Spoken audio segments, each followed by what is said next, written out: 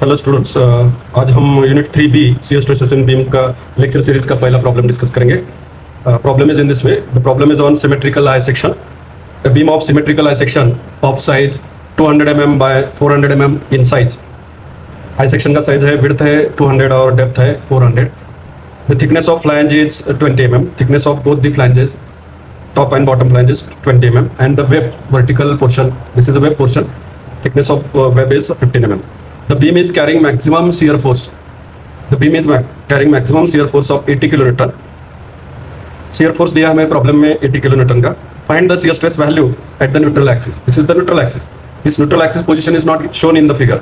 But as this is symmetrical I section, we have to always remember that in symmetrical I section, the neutral axis is at half of the total depth. तो bottom से total depth है 400, तो bottom से 200 और top surface से 200 mm पे neutral axis का position होगा. सिमेट्रिकल आई सेक्शन है इसलिए.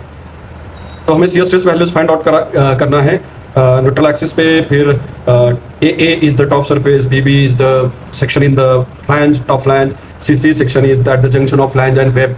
फ्लैंज और वेब के जंक्शन में ये सी सेक्शन है. फिर न्यूट्रल एक्सिस है. फिर D section is that the junction of bottom flange and the web. E section in the bottom flange and FF section is the bottom surface section. So in this way, A, B, C, D, E, F, these are the sections. We have to find out the value of shear stress at these sections, at this 6 and 7 value at neutral axis. These 7 values we have to find out, and we have to also draw the shear stress distribution diagram just to the side of this figure. Right. So this problem is asked many times in a previous question paper for 9 marks. So here onwards we are going to take problem on symmetrical I section, unsymmetrical I section, T section, H section, C section like this, and we'll try to solve some problems based on the shear stresses in B. So what is the given data for this problem? Shear force is given 80 kilonewton. So we have to convert this value into Newton. So 80 into 10 raised to 3 Newton. और हमें क्या करना है? ये 7 values find out करना है. Shear stress at top surface, shear stress at in the top flange, that at the B section, and shear stress at the junction of top flange and web, C section. Tau DD, tau EE, tau FF, and tau neutral axis. These 7 values we have to find in this problem, and only thing that is given is shear force value. So while solving the problem, here shear force value is directly given, but in next problem we will try to see the shear force value we have to find out from the loaded beam diagram. Loaded beam is given, and from that we have to do the shear force calculation and then find out the shear force. But for this problem, this value is given directly, so we need not to calculate the shear force, maximum shear force value. So this problem is on symmetrical I section. Symmetrical I section. तो हमें formula कौन सा use करना है इस problem के लिए? इस प्रॉब्लम के लिए फॉर्मूला शियर स्ट्रेस का ये फॉर्मूला यूज करना है. Tau is equal to S A y bar upon B into I. What is S? S is the shear force. That shear force value is given 80 into 10 raised to 3 newton. फिर A क्या है? Area above the section. हम हर एक section के ऊपर कितना area है वो हम कैलकुलेट करेंगे. फिर वाई बार, उसकी सीधी का डिस्टेंस कितना है न्यूट्रल एक्सिस से, वो फाइंड आउट करेंगे.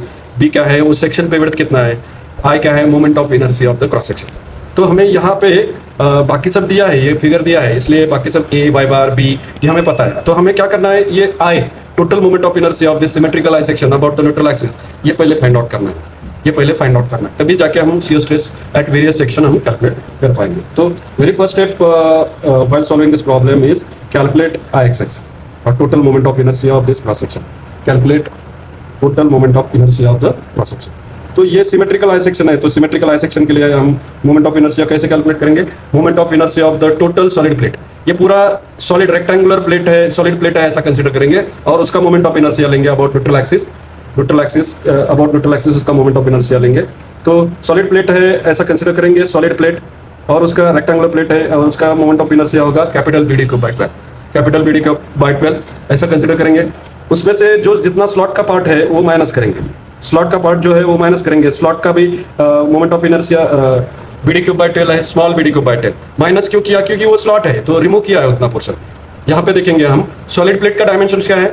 200 विड्थ और डेप्थ कितना है? 400. ये पूरा सॉलिड प्लेट है ऐसा कंसीडर किया हमने. तो रेक्टेंगुलर प्लेट का मोमेंट ऑफ इनर्शिया होता है BD cube by 12, where B is 200 and D is 400. Now the slot का विड्थ कितना है वो कैसे फाइंड आउट करेंगे? टोटल विड्थ देखिए 200 है, उसमें से अगर 15 माइनस करेंगे, उसमें से अगर 15 mm वेब का थिकनेस माइनस करेंगे, ये वेब का पोर्शन सॉलिड पोर्शन है, इसलिए वो माइनस 200 में से 15 माइनस करेंगे, तो ये दोनों स्लॉट का मिला के विड्थ कितना हो रहा है? 200 माइनस 15 दैट इज 185. ये दोनों स्लॉट का आधा विड्थ मिला के कितना हो रहा है? 185 mm. और 400 में से ये स्लॉट का हाइट कितना है वो हमें कैलकुलेट करना है। यहाँ पे टोटल डेप्थ है हमारा 400, उसमें से दोनों फ्लैंज का थिकनेस 20 + 20 दैट इज 40 माइनस करेंगे। 400 में से अगर 40 माइनस करेंगे तो 360 आता है। तो स्लॉट का डेप्थ है 360 और विड्थ है, टोटल मिला के विड्थ कितना है 185। तो सिमेट्रिकल आई सेक्शन में ये फॉर्मूला यूज करना है। Ix1, Ix2, Ix3 ऐसे करते बैठना नहीं है कैलकुलेशन में। वैसे करेंगे तो भी कैलकुलेशन बढ़ेगा और आंसर सेम आने वाला है। ऐसे करके भी जो आंसर आ रहा है वही आंसर आप Ix1, Ix2, Ix3 parallel axis theorem use करके तीनों का मोमेंट ऑफ इनर्शिया जोड़ने के बाद जो है वो टोटल मोमेंट ऑफ इनर्शिया आएगा। लेकिन सिमेट्रिकल आई सेक्शन के लिए शॉर्टकट है ये फॉर्मूला, ये ध्यान में रखना है। ये फॉर्मूला सिर्फ सिमेट्रिकल आई सेक्शन में यूज होता है, अनसिमेट्रिकल आई सेक्शन में ये फॉर्मूला यूज नहीं होगा। तो यहाँ पे कैपिटल BD3/12 कितना है? सॉलिड प्लेट का विड्थ है 200 और डेप्थ है, या फिगर में देखिए डेप्थ है 400, सो 200 × 400 cube divided by 12। This is the moment of inertia of the solid plate. उसमें से जो जितना स्लॉट है, स्लॉट मतलब वो मटेरियल रिमूव किया है इसलिए माइनस कर रहे हैं हम, माइनस कर रहे हैं। तो टोटल विड्थ हमारा 200 है, उसमें से ये 15 माइनस करेंगे तो स्लॉट का दोनों स्लॉट का मिला के विड्थ हमें मिलेगा 185।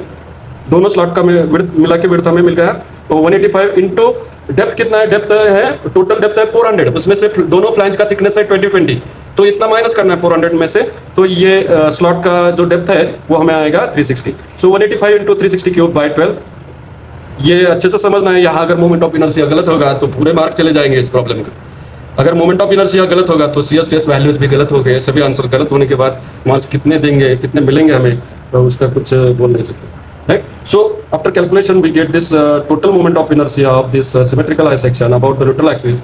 ये वैल्यू आ रहा है 347.38 × 10⁻6 × 10⁻6 और इसका यूनिट है मोमेंट ऑफ इनर्शिया का यूनिट होता है mm⁻⁴ mm⁻⁴ ये यूनिट है मोमेंट ऑफ इनर्शिया। तो ये हमने moment of inertia I value calculate कर दिया। अभी shear stress values, shear stress के कैलकुलेशंस करेंगे। Shear stress calculation, shear stress calculation, shear stress calculation. तो पहला हमारा जो सेक्शन है वो टॉप सरफेस पे है, टॉप सरफेस पे। तो यहाँ पे हम देखेंगे पहला सेक्शन जो है ए सेक्शन है, ए सेक्शन हम कंसीडर कर रहे हैं। तो यहाँ पे टाउ एट सेक्शन ए हम कैलकुलेट करेंगे। सेक्शन ए के ऊपर कोई एरिया नहीं है, तो सेक्शन ए के ऊपर कोई एरिया नहीं है तो tau is equal to SA by bar. A का वैल्यू 0 है तो आंसर कितना आएगा? ये 0 आएगा आंसर। तो tau A that is the shear stress at the top surface of this cross section. Shear stress at the top surface of this cross section ये कितना आ रहा है? Tau A is nothing but shear stress at the top surface और ये value कितना आ रहा है? 0। Similarly shear stress at the bottom surface, shear stress at the bottom surface ये वैल्यू भी कितना आ रहा है? बॉटम सरफेस कौन सा है? देखिए FF के नीचे एरिया कोई नहीं है, FF के नीचे एरिया कोई एरिया 0 है तो shear stress at the bottom surface is always 0। तो ये दो वैल्यूज हमें डायरेक्टली लिखना है बाय ऑब्जर्वेशन, इसके कैलकुलेशन करते बैठना नहीं है। Shear stress at top surface and shear stress at the bottom surface are always 0, right? Always 0.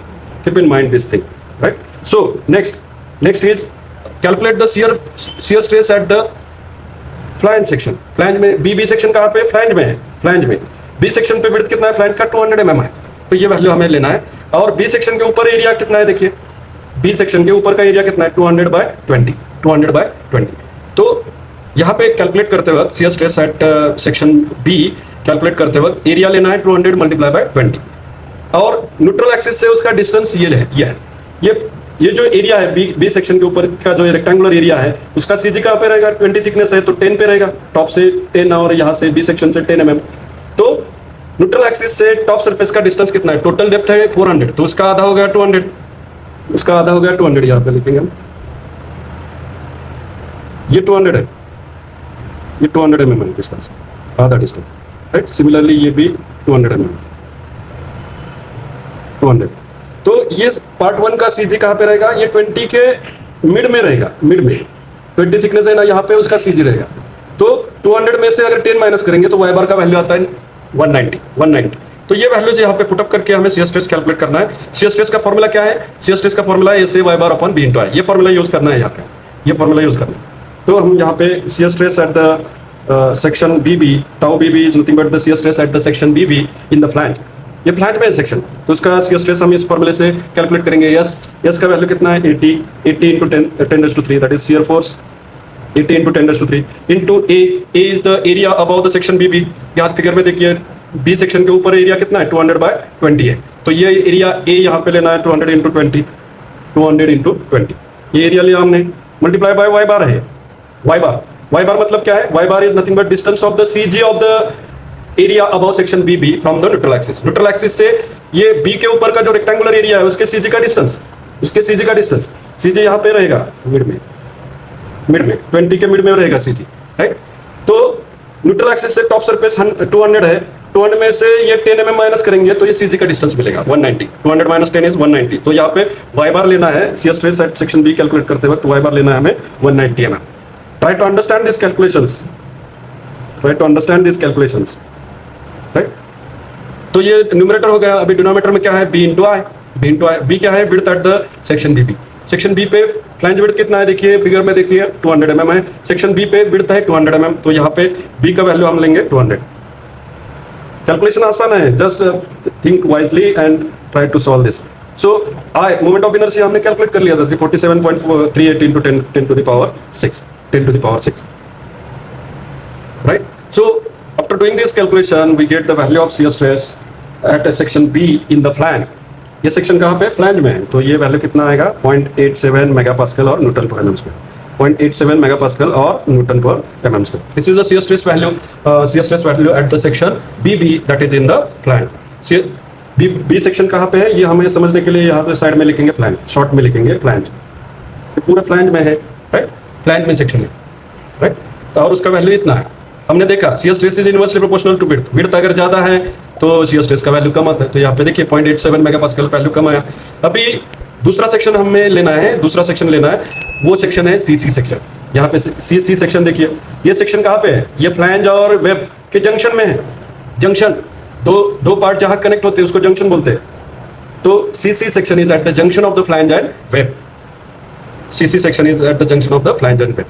तो सी सेक्शन के ऊपर भी एरिया सेम है, बी सेक्शन के ऊपर जितना एरिया था उतना ही सी सेक्शन के ऊपर एरिया है, तो हमें शियर स्ट्रेस कैलकुलेट करते वक्त S A y bar same रहेगा, ये वैल्यू न्यूमरेटर सेम रहेगा, सिर्फ विड्थ चेंज होगा, आई भी सेम होगा। ये टाउ सीसी कैलकुलेट करते वक्त सिर्फ विड्थ चेंज होगा, विड्थ कितना है 15 mm विड्थ चेंज होगा सिर्फ, तो बाकी सब चीज सेम है। जैसे शियर स्ट्रेस एट बी भी हमने कैलकुलेट करते वक्त जो वैल्यूज लिए थे वही टाउ सीसी के लिए वैल्यूज लेना है हमें। Tau CC, I repeat, CC is the section at the junction of flange and web. तो न्यूमरेटर सेम रहेगा, शियर फोर्स वैल्यू सेम है 80 into 10⁻³ multiplied by 200 into 20 is the area above section CC, multiplied by y bar भी same है, distance of CJ of the area above section CC, distance of the CJ of the area above section CC from the neutral axis, that is 190 mm, divided by यहाँ पे difference होगा सिर्फ width का difference होगा 15 into moment of inertia is also same 347.38 into 10 to the power 6। तो ये value हमें calculate करना है। Shear stress tau CC section कहाँ पे, at the junction of flange and web junction पे। और सीसी सेक्शन में क्या हो रहा है, विड्थ सडनली डिक्रीज हो गया, 200 था पहले बी सेक्शन पे, सी सेक्शन पे सडनली 200 का 15 mm हो गया। तो विड्थ अगर सडनली चेंज होता है, डिक्रीज होता है, तो वहां पे शियर स्ट्रेस का वैल्यू बढ़ेगा, क्योंकि shear stress is inversely proportional to the width. ये जब हम कैलकुलेशन करेंगे तो टाउ सीसी का वैल्यू आ रहा है 11.67 मेगापास्कल, ये वैल्यू आ रहा है टाउ सीसी का। ये हमने वैल्यू फाइंड आउट किए, tau A, tau B, tau CC, tau F, ये 4 वैल्यूज हमने फाइंड आउट कर ली। ये सभी आंसर्स है हमारे, ये सभी वैल्यूज क्या है, आंसर्स है इस प्रॉब्लम में, आंसर्स है, ठीक है। तो ये हमने shear stress at section CC calculate कर लिया। उसके लिए एक और मेथड और फॉर्मूला है, अगर ये कैलकुलेशन करते नहीं बैठना है तो इसके लिए एक और फॉर्मूला है, उसका शॉर्टकट फॉर्मूला, और we can say it is a cross check for our answer. Tau CC कैसे कैलकुलेट करना है, capital B upon small B. Capital B क्या है 200 mm और स्मॉल बी है 15 mm, multiplied by tau B. Tau B को अगर इस capital B by small B इस रेशियो से हम मल्टीप्लाई करेंगे तो हमें सेम आंसर आएगा। ये आंसर और ये फॉर्मूले का आंसर सेम आने वाला है। या अब बाद में करके देखिए, ये 200 divided by 15 multiplied by tau B था हमारा 0.87, तो ये भी आंसर कितना आने वाला है, ये भी आंसर हमारा आने वाला है 11.67। तो दोनों में से एक कोई तो भी मेथड यूज करिए आप, राइट, दोनों नहीं करना है। ये आपको समझने के लिए मैं बता। तो अगर टाउ बी आपने निकाला है तो capital B by small B multiplied by tau B ऐसे करेंगे तो हमें ये shear stress at section CC हमें मिल जाएगा, ठीक है। तो ये वैल्यू हमने फाइंड आउट कर ली। अभी नेक्स्ट सेक्शन आता है हमारा न्यूट्रल एक्सिस। तो neutral axis, shear stress at neutral axis हमें अभी कैलकुलेट करना है। तो ये केयरफुली हमें कैलकुलेट करना है और हमें समझना है कि हमारा अभी तक टाउ सीसी कितना आया था 11.67। तो टाउ न्यूट्रल एक्सिस इससे ज्यादा आंसर आना चाहिए। ये क्रॉस चेक है, हम किस डायरेक्शन में जा रहे हैं, हमारा आंसर सही है या कैलकुलेशन सही चल रही है या नहीं है, उसके लिए क्रॉस चेक बता रहा हूं मैं, राइट। तो tau N A shear stress at neutral axis कितना होना चाहिए, shear stress at neutral axis वो मैक्सिमम होना चाहिए, मैक्सिमम है, राइट। तो हम shear stress at neutral axis find out करेंगे, उसको शॉर्ट में हम डिनोट करेंगे टाउ एन ए। फॉर्मूला क्या है, S A y bar upon B into I. S कितना है हमारा, शियर फोर्स है 80 इंटू 10⁻³ 80 इंटू 10⁻³ मल्टीप्लाइड बाय, यहाँ पे दो एरिया है, यहाँ पे ए वाई बार मतलब क्या है, A1Y1 प्लस A2Y2 ऐसे करना है, इसलिए यहाँ पे दो ब्रैकेट यूज करना है, राइट, दो ब्रैकेट यूज करना है। तो अभी फिगर देखेंगे हम, फिगर में समझा देता हूँ। अभी यहाँ पे देखिए न्यूट्रल एक्सिस के ऊपर दो एरिया है, एक तो ये फ्लैंज का एरिया होगा, राइट, और दूसरा ये छोटा एरिया न्यूट्रल एक्सिस के ऊपर का एक छोटा एरिया जिसको हम शेड करेंगे, इतना एरिया, ये सेकंड एरिया होगा, ये सेकंड एरिया, ये समझना है ठीक से, ये सेकंड एरिया है, right. First area top flange का एरिया और इतना एरिया हमें कंसिडर करना है। तो अभी इसका थिकनेस हमें पता है 15 mm, लेकिन इसका हाइट हमें कैलकुलेट करना हो, कैसे करेंगे, देखिए न्यूट्रल एक्सिस से टॉप सरफेस है 200, उसमें से ये 20 माइनस करेंगे, 200 माइनस 20 तो ये कितना होगा, 200 माइनस 20 तो ये हो गया 180, राइट। सेकेंड एरिया कितना लेना है हमें, 180/15, और इस 180 हाइट के सेंटर में हाफ पे क्या होगा, उसका सीजी होगा। तो वाई बार कितना लेना है, सेकंड पार्ट का वाई बार लेना है 180/2 दैट इज 90 mm लेना है वाई बार सेकंड पार्ट के लिए। फर्स्ट पार्ट का एरिया कितना है 200/20, उसका वाई बार कितना है, y1 कितना है 180 प्लस 10 दैट इज 190, तो y1 लेना है 190 और y2 लेना है हमें 90, राइट। तो ये समझना है हमें, ये समझना है। तो यहाँ अभी कैलकुलेशन में आएंगे हम, नीचे कैलकुलेशन में आएंगे, राइट, यहाँ पे कैलकुलेशन में आएंगे। तो पहला क्या है A1Y1 मतलब फ्लैंज का एरिया कितना है, फ्लैंज का विड्थ है 200 मल्टीप्लाई बाय उसका डेप्थ है 20 into distance of CJ of the flange area कितना है न्यूट्रल एक्सिस से, यहाँ देखिए न्यूट्रल एक्सिस से टॉप सरफेस है 200 पे, उसमें से 10 अगर माइनस करेंगे तो 190 mm क्या है, ये distance of CJ of the area above section, distance of the CJ of the area 1 from the neutral axis 190 mm। तो यहाँ पे पहला पार्ट क्या लेना है हमें, पहला पार्ट लेना है 200 into 20 is the area of part 1 into its distance of CJ of that area of part 1 from the neutral axis is 190. Try to understand this, otherwise calculation will go wrong and neutral axis stress at neutral axis will be wrong and the mark will get deducted. So this is A1Y1, यहाँ दो bracket हमने use किए, एक opening bracket, ये first bracket पहले term का A1Y1 का plus A2Y2 अभी यहाँ पे लिखना है हमें। A2 क्या है, यहाँ पे फिगर में एक बार देख लेते हैं। A2 क्या है, A2 का एरिया कितना है 180/15 है, 180/15 सॉरी 180/15 ये एरिया है, और Y2 कितना है, Y2 180 के हाफ पे होगा CG तो 90 एरिया है 180/15 multiplied by 90 is the distance of the CG of the area of part 2 that is 90. So 180 into 15 is the area of part 2 into distance of the CJ of the part 2 from the neutral axis is 90. Then bracket completed, then closing bracket, and then divided by B into R. Neutral axis पे width कितना है 15 है 15 multiplied by moment of inertia value same है that is 347.38 into 10 to the power 6. तो ये calculation करने के बाद हमें न्यूट्रल एक्सिस पे शियर स्ट्रेस का सबसे ज़्यादा वैल्यू मिलेगा, और वो वैल्यू कितना आ रहा है इस प्रॉब्लम में, ये वैल्यू आ रहा है 15.40 मेगापास्कल और न्यूटन पर mm square. 1 Newton per mm square is nothing but 1 megapascal. So don't get confused with the megapascal and Newton per mm square unit. So these are our answers. These are our answers for this problem. Tau A0, tau FF0 value, then tau BB 0.87 megapascal, tau CC 11.67 megapascal. Then shear stress at neutral axis is maximum of all values. This is the shear stress at neutral axis. These are the answers for this problem. अभी neutral axis के नीचे का जो portion है वो values calculate नहीं करते बैठना है, वो कैलकुलेट नहीं करते बैठना है। तो यहाँ पे हम कंसिडर कर सकते हैं न्यूट्रल एक्सिस के ऊपर जैसा डिस्ट्रीब्यूशन डायग्राम है वैसे ही नीचे रहेगा, क्योंकि सिमेट्रिकल आई सेक्शन है। तो ये वैल्यूज नीचे के सेक्शन में ये वैल्यूज कैलकुलेट करते नहीं बैठना है सिमेट्रिकल आई सेक्शन में। By observation shear stress distribution above the neutral axis and shear stress distribution below the neutral axis, they are mirror image of each other, right? So ये values tau D D calculate नहीं करना है, tau ई calculate नहीं करना है, tau F F calculate नहीं करना है। जैसे ऊपर में डिस्ट्रीब्यूशन है वैसे नीचे में डिस्ट्रीब्यूशन है। तो टाउ डी डी का वैल्यू कितना होगा, टाउ सी सी का जितना है उतना टाउ डी डी का वैल्यू रहेगा। टाउ ई का वैल्यू कितना होगा, टाउ बी बी का जितना वैल्यू है उतना ही टाउ ई का वैल्यू होगा, राइट? तो ये ऑब्जर्वेशन से करना है। टाउ एफ एफ कितना है, जीरो है, हमने कैलकुलेट कर दिया है ये tau F F. Tau E कितना होगा, टाउ बी बी जितना है उतना टाउ ई होगा। टाउ डी डी कितना है, टाउ डी डी है 11.67, टाउ सी सी जितना है उतना टाउ डी डी है। ये ऑब्जर्वेशन है, कॉमन सेंस है। ये कैलकुलेट करते नहीं बैठना है, टाइम वेस्ट नहीं करना है, एग्जाम में टाइम कम होता है। तो सिमेट्रिकल आई सेक्शन में ये वैल्यूज हमें समझने हैं, ये वैल्यूज हमें समझने हैं, ठीक है। So I repeat this values for our understanding here. I am rewriting this values. Suppose this is the E part and tau E is nothing but equal to tau dd is nothing but equal to tau cc, that is 11.67 megapascal। ये सभी value पूछे हैं यहाँ पे, answer में हमें पूछे। तो टाउ dd कितना होगा, टाउ cc जितना है उतना ही टाउ dd होगा by observation. So next tau F tau E कितना है, टाउ bb जितना है उतना ही टाउ ई सेक्शन पे उतना शियर स्ट्रेस है। बी सेक्शन में 0.87 मेगापास्कल है, तो यहाँ पे टाउ ई 0.87 मेगापास्कल है।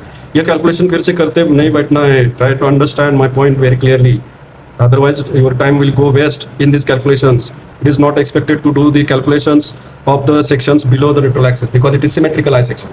अगर unsymmetrical eye section है, नेक्स्ट प्रॉब्लम हमारा unsymmetrical eye section में होगा, उस वक्त ये सभी वैल्यूज हमें कैलकुलेट करने होंगे, क्योंकि unsymmetrical eye section में न्यूट्रल एक्सिस के ऊपर का डिस्ट्रीब्यूशन और नीचे में डिस्ट्रीब्यूशन ये अलग होता है। तो ये वैल्यूज हमने सभी के वैल्यूज हमने फाइंड आउट कर लिए। तो इस वैल्यूज के बेसिस पे हमें शियर स्ट्रेस डिस्ट्रीब्यूशन डायग्राम भी निकालना है। ये लास्ट पार्ट है इस प्रॉब्लम का, ये लास्ट पार्ट है। तो अभी हम शियर स्ट्रेस डिस्ट्रीब्यूशन डायग्राम निकालेंगे इस वैल्यूज के बेसिस पे। तो इसी डायग्राम के बाजू में ये डायग्राम हमें कंप्लीट करना है। इसी डायग्राम के सिमेट्रिकल आई सेक्शन के बाजू में ही ये डायग्राम हमें कंप्लीट करना है। So I am drawing this shear stress distribution diagram here. So this is reference line. यहाँ पे सेक्शन ये क्या है, ए सेक्शन ए है। यहाँ पे प्लांट में दो सेक्शन है, बी सेक्शन, बी सेक्शन और सी सेक्शन। साइड व्यू में क्या है, ये कोइंसिडेंट सेक्शन है, तो बी कॉमा सी दो सेक्शन से यहाँ पे कोइंसाइड हो रहे हैं। तो दो वैल्यूज है शियर स्ट्रेस का, shear stress at BB and shear stress at CC, right. फिर ये क्या है, ये न्यूट्रल एक्सिस है, इन्हें मींस न्यूट्रल एक्सिस। फिर यहाँ पे दो सेक्शन है, डी और ई सेक्शन, राइट। डी और ई सेक्शन कोइंसिडेंट है, और लास्ट सेक्शन है एफ सेक्शन। तो शियर स्ट्रेस डिस्ट्रीब्यूशन डायग्राम में ये सभी सेक्शंस हमने साइड में मार्क कर दिए। Now we have to plot the values. Tau A 0 value है, टाउ ए और टाउ एफ 0 वैल्यू है। ये ऑब्जर्वेशन, ये वैल्यूज हमने मार्क कर दिए थे, ये 0 है। फिर टाउ बी का वैल्यू कितना है, 0.87 मेगापास्कल। याद देखिए 0.87 मेगापास्कल। तो इस रेफरेंस लाइन से यहाँ पे ये वैल्यू हमने मार्क कर दिया। ये पॉइंट अब सुटेबल डिस्टेंस लेना है, यहाँ मेजरमेंट कुछ नहीं करना है, सुटेबल डिस्टेंस से मार्क करना है ये वैल्यू 0.87 मेगापास्कल। तो सेक्शन ए और बी में ये रेक्टेंगुलर एरिया है। रेक्टेंगुलर एरिया अगर रहेगा तो शियर स्ट्रेस डिस्ट्रीब्यूशन डायग्राम कैसे निकालना है, पैराबोलिक कर्व से ज्वाइन करना है, पैराबोलिक कर्व।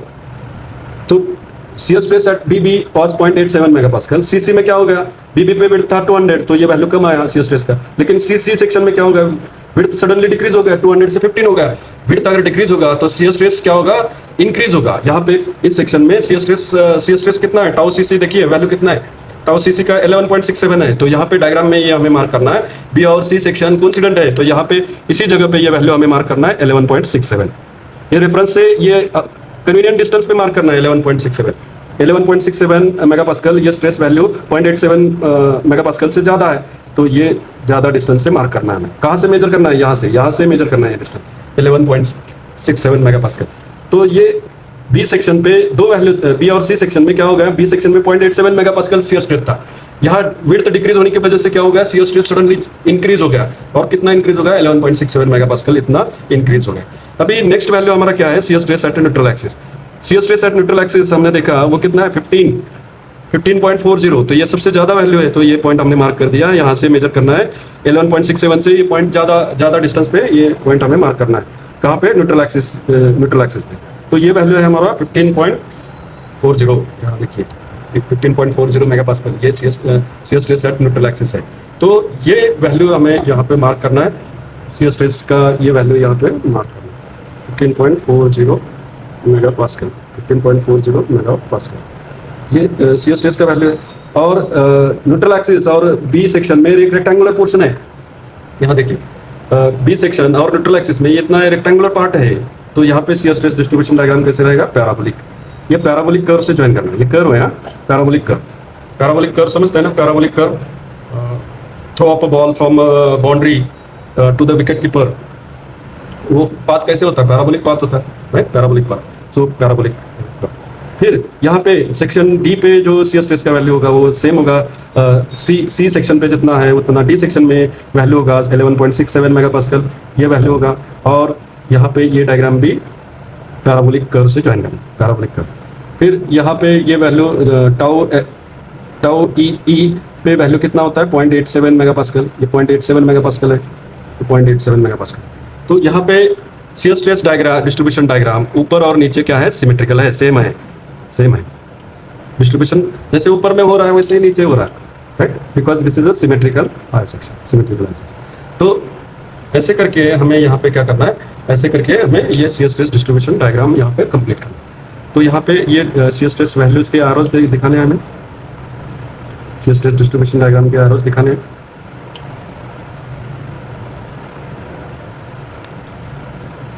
एक प्रॉब्लम अगर अच्छे से समझ लेंगे ना तो बाकी प्रॉब्लम समझने में कोई दिक्कत नहीं आएगा। एक प्रॉब्लम अच्छे से समझना है, प्रोसीजर अच्छे से समझना है। एक ही फॉर्मूला है, tau is equal to S A by bar upon B into I. तो ये सी स्ट्रेस डिस्ट्रीब्यूशन डायग्राम हमें कंप्लीट करना है। इतना करेंगे तो 9 आउट ऑफ 9 मिलने में कोई दिक्कत नहीं आएगा। एक ही फॉर्मूला है, tau is equal to S A by bar upon B into I, एक ही फॉर्मूला है, तो ये मार्क्स मिलने चाहिए। बेंडिंग स्ट्रेस को और ये प्रॉब्लम आ सकता है, तो आपको डिसाइड करना है कि आपको बेंडिंग स्ट्रेस का प्रॉब्लम अटेंड करना है या ये सी स्ट्रेस का प्रॉब्लम अटेंड करना है। तो shear stress distribution diagram, this is a shear stress distribution diagram, shear stress distribution diagram across the depth of the cross section, symmetrical I section. तो ये डायग्राम है सी स्ट्रेस डिस्ट्रीब्यूशन डायग्राम। यह diagram को 3 mark रहेंगे, बाकी सब calculation के लिए 6 मार्क्स रहेंगे।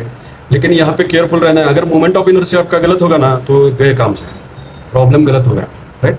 तो यहाँ पे केयरफुल रहना है, सिमेट्रिकल आई सेक्शन में ये फॉर्मूला यूज करना है, तो कैलकुलेशन कम हो जाएंगे। और tau is equal to S A by bar upon B into I, इस फॉर्मूले से हर एक सेक्शन पे सी स्ट्रेस का वैल्यू कितना है वो कैलकुलेट करना है। सभी वैल्यू मिलने के बाद ये डायग्राम निकालना है।